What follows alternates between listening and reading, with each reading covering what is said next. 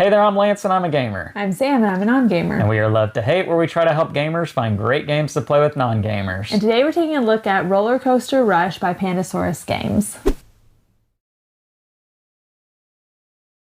Roller Coaster Rush is a re-implementation of an older game, Coaster Park, from Pandasaurus Games. Now, this is a new and improved edition of the game, and it's a different name, so it's not exactly the same edition. I shouldn't say that. It's a re-implementation, and what you will be doing in this game, you are building a roller coaster, and you're trying to make your marble travel as far along the different parts of the coaster that you receive and build into your coaster. And because the longer your marble goes, the more points you'll get. And whoever has the most points is the winner in this game. There's also some bidding going on in this game. Let me show you how it works down below, and then we'll come back and share thoughts on it as a gamer and non-gamer. All right, here's Roller Coaster Rush from Pandasaurus Games on the table. Let me show you guys how this dexterity bidding game is going to work, in which you are trying to build your own roller coaster. Now, this game is going to require you to use some physics, some engineering skills, quite unlike any other board game that you're probably used to playing. In this, you are going to have several of these plastic molded pieces that are going to make up your roller coaster track, and these are plastic, which is different than what the first iteration of this game was made from. I think the first one was made from cardboard chip pieces that you would put the marble on top of, and it would kind of guide the marble around. Well, the marble is going to coast along the pathway in this. So you do have these pieces here, and you can see that there are quite a few different shapes and varieties of the pieces, including one of those way back there in the back. That's going to be your starting piece. You're also going to have some tokens, money in the game. You've got 1s and 5s. You have a first player token. You have marbles that are going to represent your roller coaster car. And you have cards in the game. And so with this, how it's going to work, everyone is going to be dealt a number of blueprint cards. And this is going to depend on how many players you have in the game. Depends on how many cards you get. So in a 3-player game, you would get dealt 5 cards. And let's say that this is my opening hand here. I've got C, J, D, L, and H. And so I would gain 1 piece for each of these cards, taking the matching pieces that I have the cards for, as well as one of these big guys here in the back. And I would construct a roller coaster using my pieces in whatever manner that I think my marble is going to be able to travel down the farthest. And that's the first thing that you do. So I'm going to go ahead and do that, and I will speed this up and catch up after I have built my roller coaster.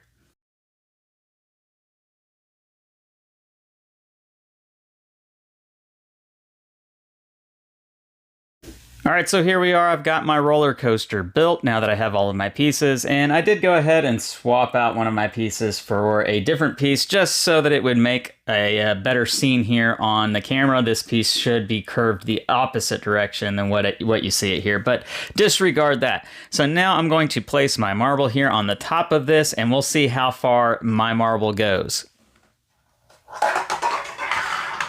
Oh, and you can see that it made it all the way to the end of this piece right here. And that's important because I want my marble to travel as far along this path as I possibly can, because that's going to increase the number of coins that I will get throughout the game, as well as points at the end of the game. Now, how a turn is going to work in this game, you will do one of 2 things on your turn.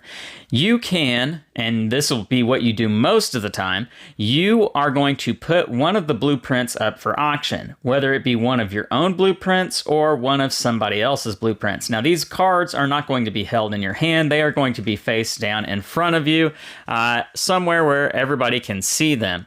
And again, you could put your blueprint up for auction or somebody else's. And so maybe I put my own up for auction here, and I say I am going to put D up for auction. And we'll put that in the center of the table so that everybody can see it. And all the players who are going to bid for D are going to take a number of their coins and put it under the table and place them in their hand. Now, you don't want to bid all of your coins because you need to save some of your coins for some other blueprints. But say I have these coins right here. I'm going to put 2 in this hand, and I'm going to use this hand to bid. And so I would stick this hand out in front of everybody, and when everybody's ready to bid, we would reveal and show how many coins we are bidding. And whoever bid the most is going to be able to take this blueprint. Now, if that's me, that's great. I would just simply flip this card over, and now nobody can take this piece away from me. However, if somebody else bid higher than me, then they are going to take this card as well as the piece in my roller coaster, and they will get to put that piece in their roller coaster to construct. And so you do want to try and bid high for the pieces that you have that you know work well for your roller coaster, and you want to bid high on other people's pieces that you think might work better in your roller coaster. And so once it's up for auction and auctioned off, then it is constructed and it cannot be auctioned off for the rest of the game.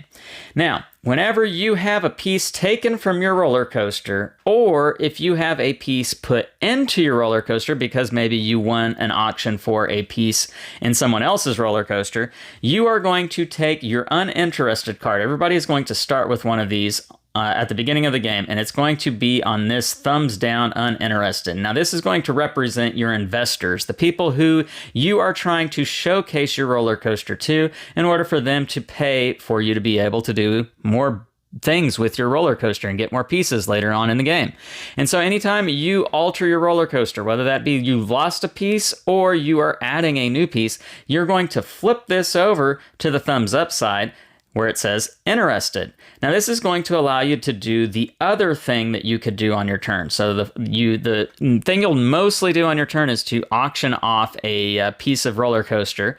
If you don't want to do that and you have this card flipped over to the interested side, you can instead demo your roller coaster. And that would be exactly what I just did a second ago, putting the marble at the top of your roller coaster and seeing how far it travels. And you will gain $1 for every piece of your roller coaster that this marble is able to get to the farthest end of. So my marble got all the way here before it got rolled back, and so I would get $1 for each of these pieces having gone over them. There is one other thing in this game. When you do roll your marble down your track, you do get 2 chances to be able to do it. So if for whatever reason it doesn't go as best as planned, maybe the marble gets caught up somewhere or it just doesn't go as far as you would hope it would have, you can run the marble a second time and you will get to accept whatever the best of the 2 options are for you. And so those are the 2 things that you are going to be doing in this game: auctioning off pieces, and if you win a piece, adding it to your roller coaster, changing up the way your roller coaster works to hopefully get this marble to go to the very end. Or you might be demoing it, trying to earn more money. Now, the game will end once all the pieces have been constructed, and you will run your marble one last time, and you will see how far your marble goes, and you will gain a number of victory points for each of these flags here if your marble crosses to the very end of that particular piece. So this piece right here would give me 4 flags, 4 victory points. Whoever has the most victory points is going to be the winner in this game. Now, I know that probably sounds very simple, and there is a module you can add, the Showstopper module, that will add a little bit of flavor to the game, and that is in the form of these Showstopper cards here that are going to give you a personal objective to be able to try and complete, such as trying to place your pieces in some sort of alphabetical order or arranging them in a manner. You will have to go through all of these to see the different ways these cards can score you more points, but it's just another thing for you to think about as you are trying to get these pieces to arrange them in a roller coaster that works as best as it can for you and your goals. Anyway, that is what you have here with Roller Coaster Rush. Let's go back up top and share our thoughts on this one. And we're back, and now we're going to share our thoughts on Roller Coaster Rush from a gamer and non-gamer's perspective while you check out some gameplay footage. So Sam, this is a different type of game. It's got dexterity sort of in it with trying to make your marble go along. And with that, it has some physics and engineering kind of built into the mechanics with this game. For you as a non-gamer, what did you think of this one? I mean, it looks fairly simple. You're putting the pieces together, you're building a roller coaster, and there's not a whole lot to the game as far as pieces go. There's some cards, there's some coins, and then there's the roller coaster pieces. So it seems fairly straightforward. Yeah. And the gameplay is really simple. You're doing one of two things on your turn. You're either holding an auction where you are doing some bidding, some secret bidding, and if you're not doing that, then you're testing your roller coaster, which really, I mean, that's the fun of this game, right? This is every little kid's dream of wanting to build their own theme park. You actually are doing that to a certain degree with this game. You're putting roller coaster pieces together, and you're seeing what it might be like to be a roller coaster designer, which is really kind of cool. Now, this, like I mentioned at the top of this video, this game sort of already existed before, and this is a re-implementation. Now, I'd never played Coaster Park, but I know people who have, and it did not work very well. It was not a game that was it received very high reviews, mostly due to the fact that it was cardboard pieces that didn't seem to really work for its intention. It didn't really provide a good experience for getting that marble to go along the lines of the rails and you know, give a roller coaster feel to the game. You have plastic molds in this one, and for the most part, it does work. Yeah. What did you experience with that, Sam? I think that you kind of, like, I went in with an idea of, I think this is what I'm looking for. These are the pieces that I think would work. And then they don't, and then you're left trying to figure out, okay, well, where did I go wrong? Why didn't it work? And what do I need to add? And then you're left with limited choices due to the bidding and what's available. Yeah. I think what Sam's talking about there is that you only get so many times in this game to test out your coaster to see what works and what doesn't work. And if you haven't designed it well, and that's gonna be the case your first couple of times playing this game until you start to get a feel for how the different pieces work and how a marble's going to travel along that piece, that you only get so many times to fix your errors. And eventually you're gonna come to the end of it and you're gonna have errors, and it's gonna be frustrating because you'll feel like it should work and it doesn't work. Now, when you hear me say that it should work and it doesn't work, what I'm really talking about is you feel like the marble should go up and over the next hill, and just because of physics, it doesn't. Yeah. It's not that that the production is bad, or that, you know, we've got cardboard railings and the marble won't stay on, or anything like that. It's just you feel like the physics should work and they don't work sometimes, which can be frustrating. Yeah. All right, let's get to our pros and cons for this game. Sam, for you, what stands out in a positive way with this one? I mean, it's fun. I would have liked to just kind of sit around and put the pieces together and try to find, like, without even playing the game, and just finding how it works. And I think there are some good physics lessons that comes from this, which that's not my math is not my forte. So it's fun. It's interesting. It's unique. And I really had a fun time playing with it. Yeah. Even without playing the game. Right. Yeah, I'll agree with that 100%, that it's not just a game, it's also a toy, which I've always told our children that games are not toys. You don't play with games. I mean, you play games, obviously, but they're not toys because you'll lose the pieces and they'll get broken. But this one does sort of feel like a toy in a sense, which I think is part of its intention. You're being the roller coaster tycoon kind of thing. So I'll agree with you on that. What maybe doesn't work for you with this one? I think there are some pieces that very clearly do not work.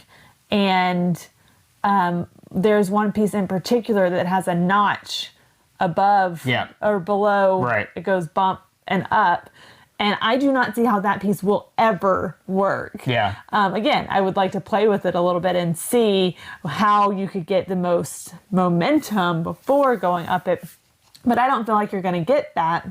And so already, having played it once, if I was to play it a second time, I already have a good idea of what pieces work well and which ones do not. And I feel like it would get much more competitive / frustrating a second time because there will be more fighting for those high value pieces now that we've played it and we've seen some of those pieces that do not work. Yeah, I'll agree with Sam to a certain extent. I'll agree with her because I think, surely that piece that she's talking about, there's got to be a way that it could be incorporated into the game somehow. Maybe not. Maybe I'm wrong. Maybe she's right. I don't know. I think it's this piece right here. Piece E is the one we're talking about. So if you have the game, you'll know what we're talking about. I think the best thing that they could have done for this game is made a way to raise the first piece, to tilt, to get more momentum. Yeah. And I don't know how that would look. Obviously, I didn't make the game, but that is the thing that I think would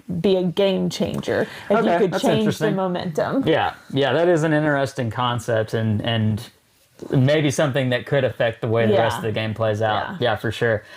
I think for me, the thing I do like the most about this particular game, I've always had an idea, and this is just kind of me being me, of there should be a game out there that exists where I'm working towards a final performance, a final evaluation, and I'm not 100% certain how that's going to play out until you get to that point.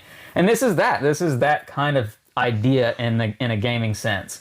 And so I like the fact that it exists, that this is something that hits that spot, that itch for me. Will it work 100% of the time? I don't know. So, all right, let's get to our scores for this one. Scale of 1 to 10, love to hate. Where does this one come in at for you? This one's kind of a hard one because I do feel like it is very unique. We haven't played it with the kids yet, and I want to play it with them. I feel like there's a lot of education that can go into this game just about physics and momentum and speed and things like that. And so I feel like it's one I want to keep around. But I'm not sure how often me and Lance are going to sit down and play this over and over again. Okay, yeah. So I'd probably give it a 6.5. 6.5? Yeah. All right, yeah, I think that's fair. For me, again, not having played the original, but knowing what a lot of people thought of it, seeing it played, that sort of thing, this game has come a long way. It's definitely a better reiteration of that game. And so I think it's going to get better scores than what that particular game got. But I all agree with Sam. I don't know how often it will get to our table just for the nature of what it is. I think it is a game that you would probably play more with kids and a family kind of experience, which that's what we do a lot of times. But there are a lot of times when I just want a game with you, and I don't know that that's going to be the game that hits the table in that setting. So as it is, I think I'm going to give this game a 6.7. It's a cool experience. It scratches an itch for me, but it doesn't always provide a great experience. So a hit or miss kind of thing with this particular one. So that's our thoughts on Roller Coaster Rush. It is from Pandasaurus Games. Leave us some comments down below. Let us know what you think of this game. Make sure to like and subscribe and push that bell button so you get notifications of all our new content. I'm Lance. I'm Sam. And we are Love to Hate, where we try to bridge the gap between gamers and non-gamers. We'll catch you next time.